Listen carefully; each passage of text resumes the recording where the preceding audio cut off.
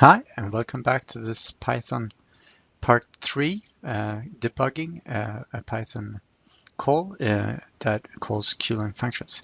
So first of all, we need a secret command to open a Quantlab debugger.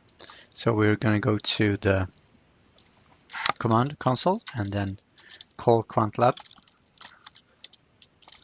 using the secret command /Z. And that will open a debugger environment for our use, and then we can go down to the function that we know that we're going to debug later on. So now we can start a Python session that will connect to this debug. So let's use our Jupyter notebook and get into an example to debug that we have prepared. And it will be the same as in the part 2 example.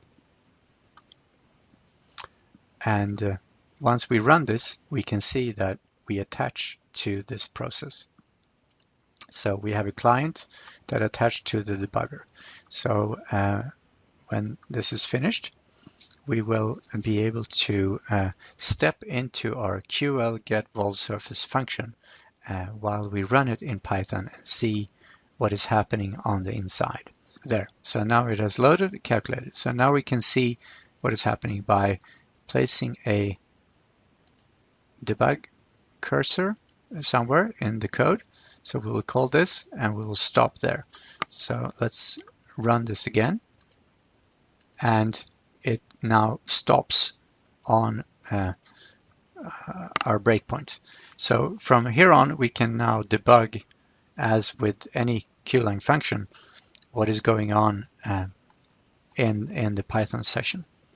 And if you happen to open multiple Python sessions, they will also be available here. So we can also simultaneously import QL from idle, and we can see that we got a running client, Python client,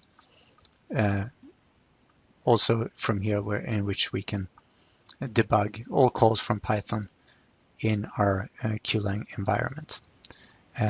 Yeah, that's the secret trick from today. Thank you very much.